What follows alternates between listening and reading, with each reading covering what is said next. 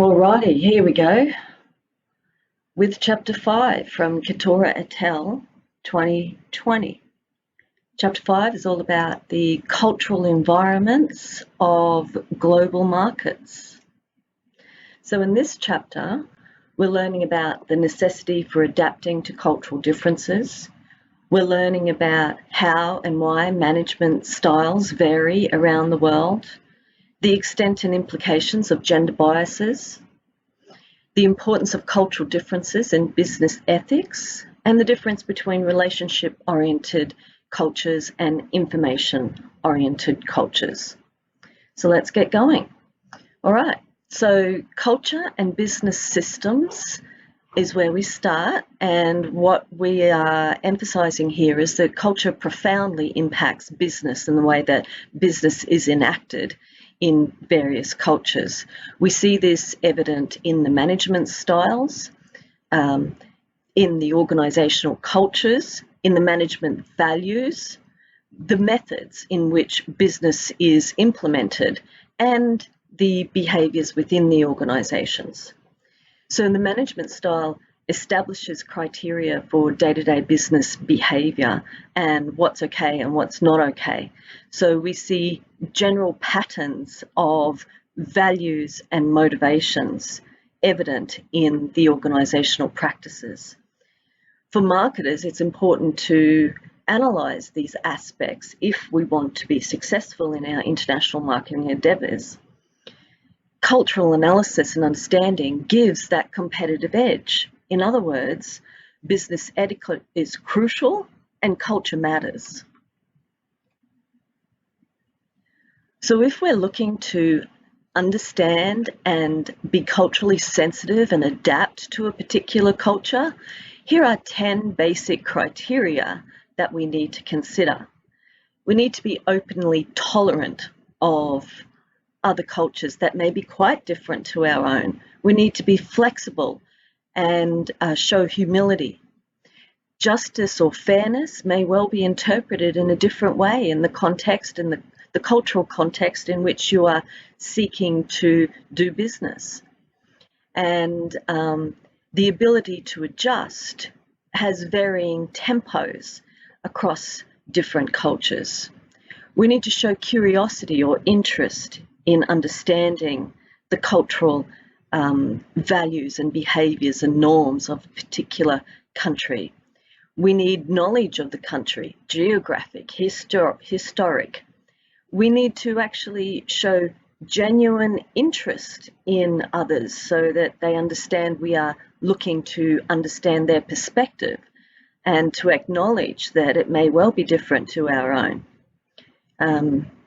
The ability to command respect will vary across cultures, and in order to adapt, we need to understand what those normative mechanisms are. And some people are better at integrating themselves into an unfamiliar environment than others, and this is why some people do better at international marketing than others. So if we consider the degree of adaptation in a particular culture, we look at the knowledge of local customs and the ability to accommodate those differences. We evaluate foreign customs in terms of being aware of our own self-reference criterion and understanding that our cultural lens impacts how we understand other cultures or not. And the importance of customs and rituals will vary by country. And so as international marketers, we need to make sure that we are au fait with such customs, traditions, and rituals. So international marketers can actually take on cultural awareness and cultural competency training when they are endeavouring to venture abroad. But here are 3 criteria that are required with regards to adaptation to a particular culture. If we look at cultural imperatives, What we're looking at are the business customs and expectations that must be met and conformed to or avoided. So when I was working on the Japanese coal tankers coming into port in Australia, for example, it was imperative that I engage in small talk with the Japanese officials that I was doing business with before attempting any sort of business transaction. Without that small talk up front, no business was going to take place. We need to understand cultural electives, which are like optional items, behaviour or customs that cultural aliens may wish to conform to or participate in, but are not required. So in other words, there's some things that are optional, but it does you some good. You earn favourable perspective, favourable perceptions if you do opt in to those behavioural and custom cultural electives. And then there's cultural exclusives. And what we're talking about there is customs or behaviours that foreigners are barred from and must not participate in. It's culturally insensitive in some countries to hug, whereas in other countries it's expected. So you have to know the context in which you're engaging in order to do good business. So for example, it may not be a good idea to drink too much, but taking a sip at a toast is very much a cultural imperative. And we see here German Chancellor Angela Merkel toasting with the Chinese Prime Minister at an EU-China business summit. So why do we need to focus on American culture? Well, because it's important for Americans to be very aware of the elements of culture that influence their decisions and their behaviours. They have to be aware of their cultural lens that they are interpreting other cultures through. For those new to American culture, it is useful to understand business associates from the US, as the US is the biggest export market in the world. So US, as the economic powerhouse that it is, and given that American business has exported American business culture throughout the world since the 1990s, it's the American dominance that is also exported throughout the world. So just like Americans have to get to know and be familiar with the cultural etiquette and be culturally competent in whatever culture that they're moving into, so too do those other cultures need to understand the American way. So US culture has definitely impacted management style. There is a master of destiny point of view, and what we're talking about there is that American managers will demand information and justification for whatever perspective is being brought forward to the committee, to the decision-making group. So independent enterprise is an instrument of social action in terms of the US culture in management. They assume and enact recruitment and promotion based on merit. So that is evident of the individualistic culture of America. They want decisions to be based on that objective analysis, objective information. Justified decisions are therefore made according to the US management style. So there is wide sharing in the decision making. So people are brought in with specific areas of knowledge, and continuous improvement is definitely part of the priority agenda. They also encourage competition because it is the American belief that this produces efficiency.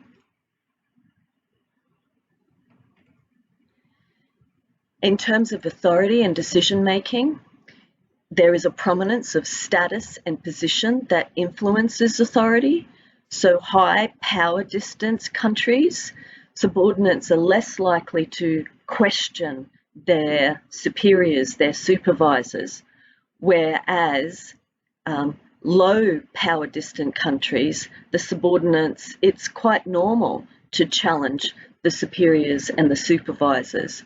And so when two different cultures, one high power distance index and one low power distance index, come together to collaborate to do business, this could be problematic without cultural sensitivity. So if you understand what you're going into in terms of cultural context, you have a better chance of success. So there's three typical authority patterns in decision making. Top-down management decision making. So this is where owner-operators of family corporations, for example, have the ultimate say, and they will make the decisions and then disseminate down the line. That is contrasted to the third point on this slide, which is about committee or group decisions. And this is more of a collaborative, participative approach. Everybody collaborates, everybody has an equal say, and then the group collectively makes the decision.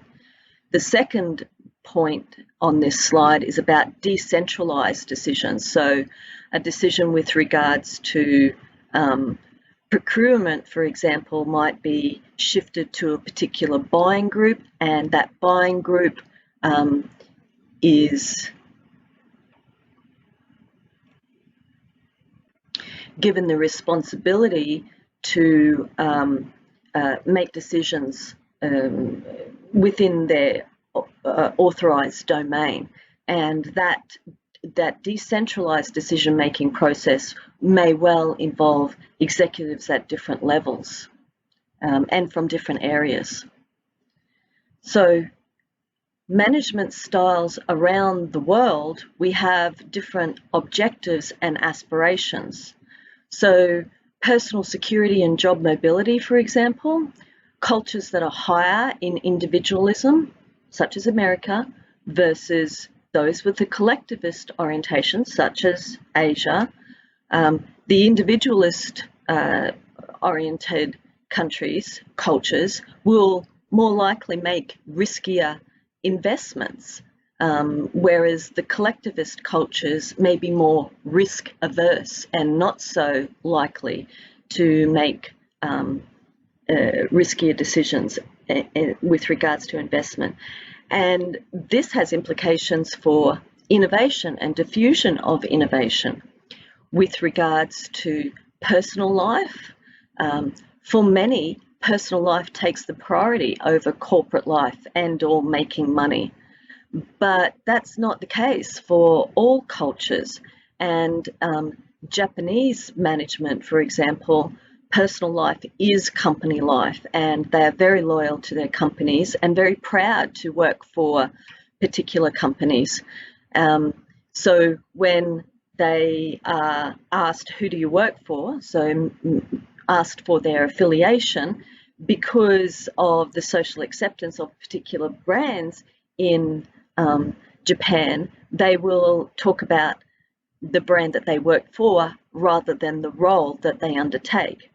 So the interesting point there is that Mitsubishi has a corporate mausoleum where employees' ashes are laid to rest with fellow colleagues, and so the organizational loyalty is far beyond life, and they're very proud of that. With regards power and achievement, I've got the example there of South America. Many business leaders are not only profit-oriented, but they use their business decisions to become social and political leaders. And so management power and achievement on the corporate ladder brings more than corporate success. It can bring social and political success as well. Here we've got an analysis of number of hours worked per year, And you can see that South Korea is the highest, with more than 2,500 hours per year that are worked. Now, notably, it has dropped from 2000 to 2010 down to 2,193. But we're talking about a 50-hour week here. And you might also notice that France is not on the list, of course. With regards to communication style, communication is more than just words. Communication involves non-verbal language or silent language, as according to Edward Hall. His seminal article, The Silent Language of Business, I've given you a hyperlink there for you to check out that paper that was published in 1960 in Harvard Business Review. That paper talks about the language of time and the language of space, the language of things, friendships, and agreements that are very much part of management communication that we need to be conversant with. So it's not just words, it's the way we say, the pace of and the volume of what we say, how we gesture in between. Also conveys meaning and context. In individualistic countries such as America, it's quite normal to see workers in a cubicle, whereas a collectivist community such as the Japanese is more of an open structure of open office space. Now, what has happened in recent years is that America has figured that this open space is a good idea, and many organizations have implemented and moved towards more of what the Eastern management styles of office structure have used. But now they're moving back because it actually doesn't suit the individualistic orientation of the American culture. So with regards to communication, we can talk about face-to-face communication, where meanings of particular words will differ widely among languages. Some words may have multiple meanings dependent on the context, and that's within the culture, but then across cultures, some words will also have widely varying meanings. Now, Edward Hall also puts across a theoretical continuum, which is based on high context of communication versus low context. And high context is heavily dependent on nonverbal communication, whereas low context communication is more dependent on explicit verbal communication.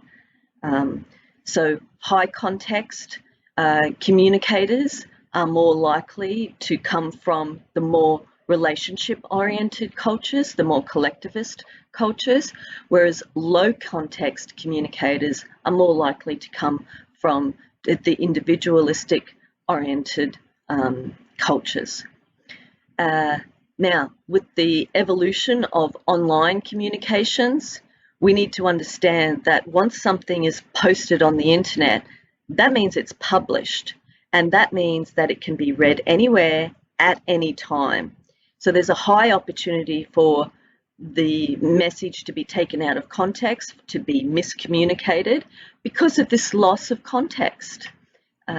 So that's somewhat problematic, and when we're communicating online, we need to keep this in mind, and we need to understand very much how communication may well be misconstrued across the cultures given these varying communication styles.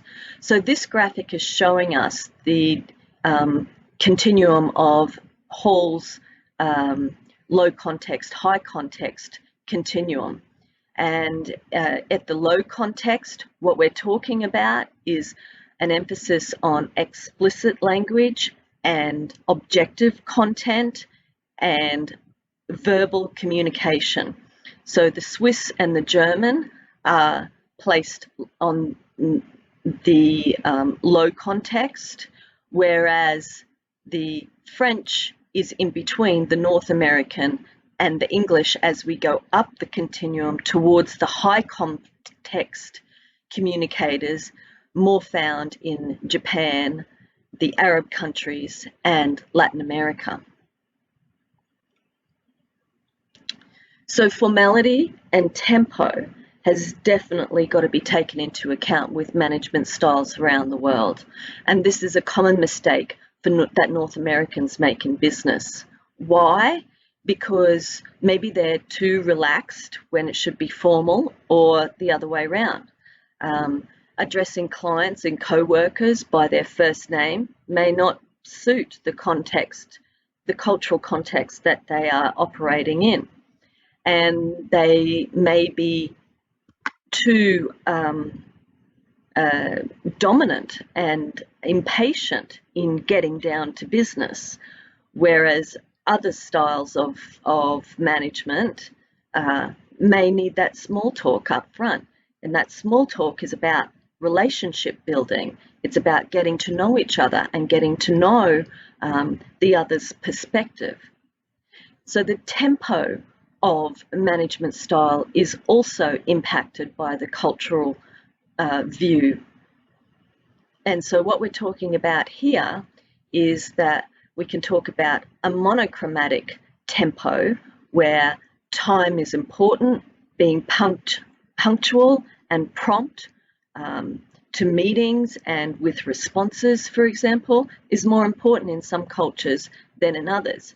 In polychronic cultures, multitasking and involvement with individuals is more important. Now, business negotiation is a fundamental commercial ritual, but the process is complicated and very possible for misunderstandings to take place. The attitudes that are brought to the negotiation table are impacted by the cultural lens that the people bring to the table as well. So in being culturally sensitive, we need to avoid that self-reference criteria when assessing a situation. Some management styles also vary with regards to market orientation. And what we're talking about here is understanding the people that you are seeking to serve, the culture that you are seeking to penetrate, the markets that you are seeking to engage in. So this relates to profitability, of course, as well. And market orientation is increasingly embraced by American organizations, but other countries still prefer traditional orientation. So this has implications for production, for product design, and for sales. Now, unfortunately, there is still, in 2020, there is still a strong gender bias in some countries.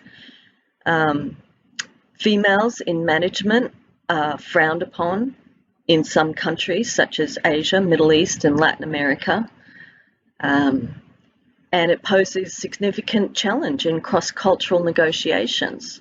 So American female managers doing business in these countries is questionable, because even though the organization may be supportive of a female manager, it may be problematic in another culture that they are seeking to do business with. And however, compounding the problem is that we need women to have international experience in order to break that glass ceiling. So empowerment of women and support for women in management internationally is very important in the contemporary marketplace. This graphic is showing us that in the Nordic countries there are more female directors on corporate boards as a percentage of the total, whereas Russia, India, and Brazil and China have the lowest numbers. But you can see that India, for example, has made great strides from 2010 in the red bar to 2015 shown in the grey bar. In France, similarly, great strides have been made by women directors on corporate boards. Now, when we get to business ethics, the definition of corruption differs around the world. So what is ethical, what is unethical, what actually constitutes corruption varies. So from the extreme of profits being seen as corrupt in communist countries or even formerly communist countries, to individualism seen as corrupt in collectivist cultures, and religious movements seen as corrupt in China even today. Intellectual property is actually seen as exploitive in sub-Saharan Africa. So when you're doing business in these countries, we need to be aware of what is considered ethical or not, what is considered corrupt or not. You need to know if you're breaking the law, in other words. But it's up to you with regards to ethical dilemmas. Now, Pope Benedict wrote that Harry Potter books and movies deeply distort Christianity in the soul before it can grow properly. So that was problematic. But look at the success of the Harry Potter books and movies. So products that are targeted and designed for consumption by children will attract more scrutiny with regards to business ethics by regulators and consumers around the world. In terms of the Western focus on bribery, well, you know, that doesn't convey throughout the world. In some countries, if you don't pay the bribes, you don't do business. So there's this conflict between ethics and profitability. And we saw that with the Walmart case, the American brand Walmart moving into Mexico, which is a case that is widely discussed, and American Walmart managers were caught out paying bribes to push through the establishment of Walmart in Mexico City, but they were never prosecuted. And part of the reason why is because of this varying definition of what constitutes corruption in Mexico as opposed to America. But you'd think that American managers would be held to American standards, and that didn't happen in the Walmart case. Okay, so United States views bribery as a serious form of corruption, and democracy depends on the public's trust in integrity in government officials. So that's why the Walmart thing was a problem. But like I said, they never were held to account. What is happening with regards to international trends is an emphasis on transparency. And so this facilitates governments to curb corruption, at least to some extent. Here are some variations of bribery. We can talk about straight up bribery. So this is a legal issue. And what we're actually talking about is a voluntary payment offered by somebody who's seeking unlawful advantage. And that's what Walmart was found to have done in Mexico, paying their way to push through construction permits and trading permits in sometimes sacred native lands.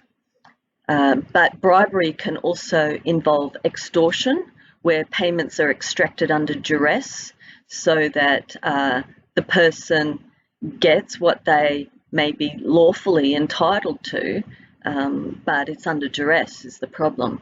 Lubrication, we're talking about small sums, small gifts given to low-ranking officials, but it's not prohibited by law unless it's above a certain amount. So it might have to be above $10,000, for example. So you're just lubricating the way, you're just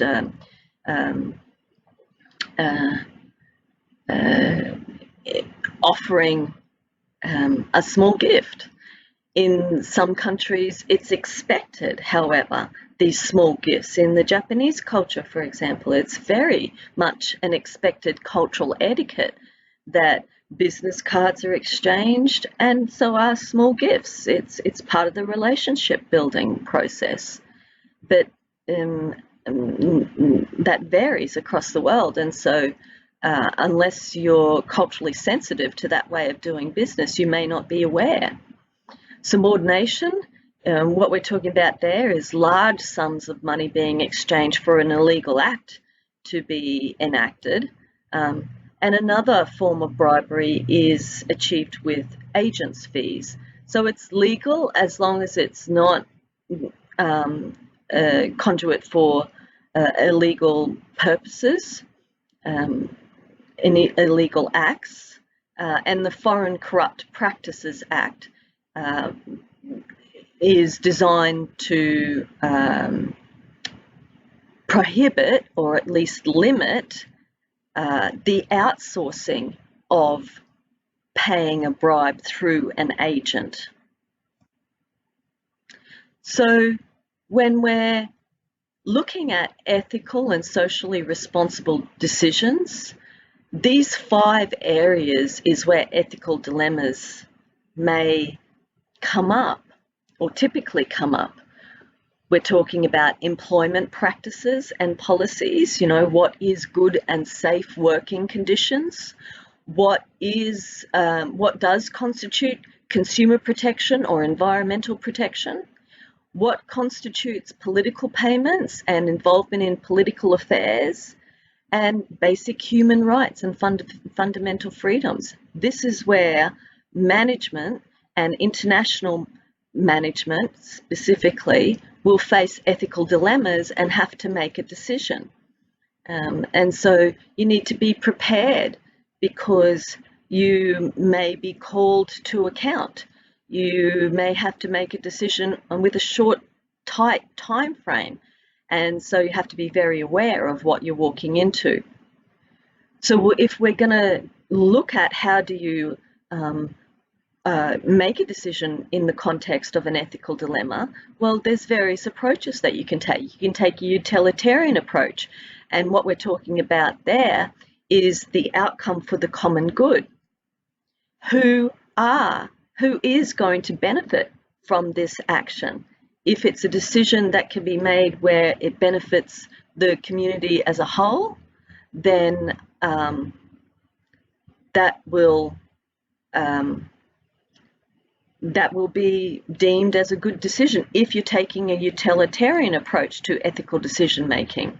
So it's more outcome oriented, this approach, whereas a process oriented approach is more focused on justice and fairness in the process. Is the process fair to all the stakeholders involved? Another approach to ethical decision making is about focusing on the rights of the parties.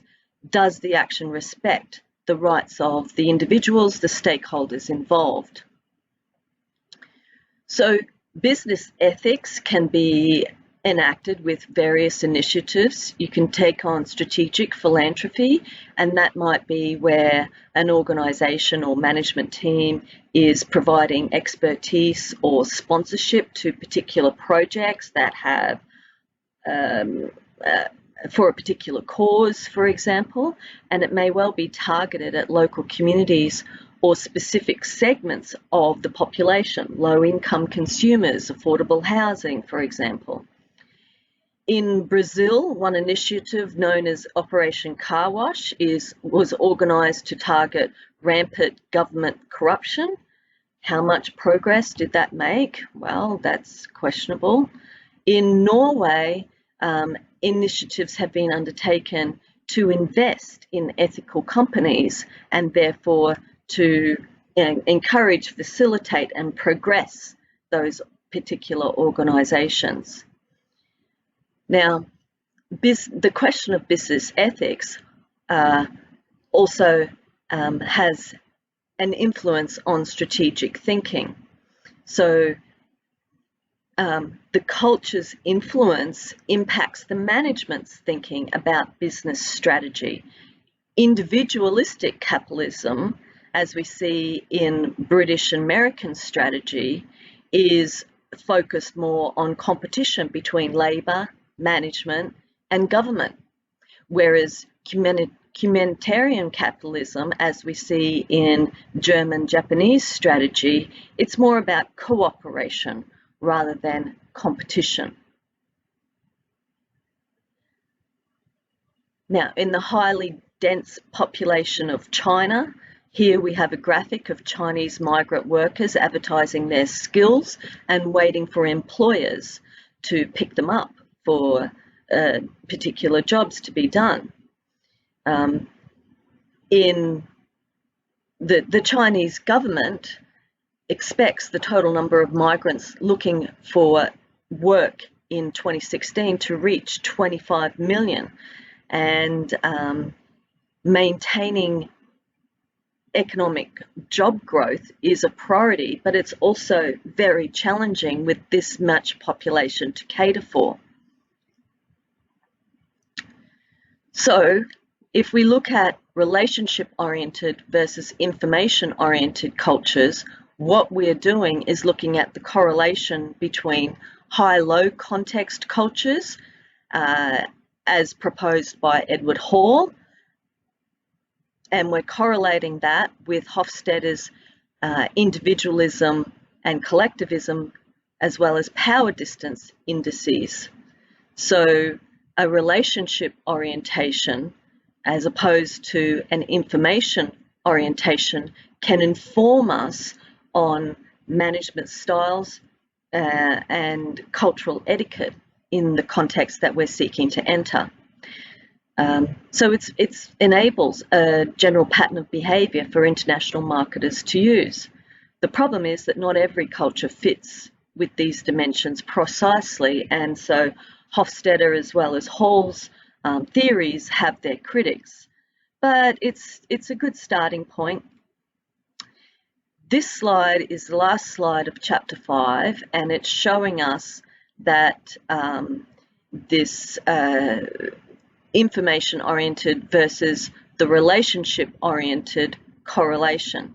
So the low context cultures are more information-oriented, such as the Western cultures, whereas the high context cultures, so high context is about more or less objective information being verbally conveyed and more implicit and unseen behaviours constituting the relationship. And we see that in more collectivist cultures.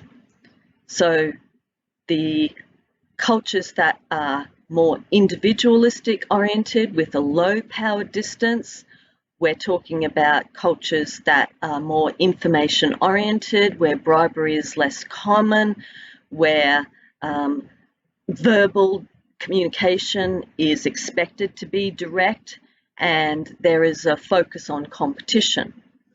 In the more relationship oriented cultures, we're typically talking about the more collectivist cultures with a high power distance, including that gender bias, where bribery is more common and linguistically the communication is less direct.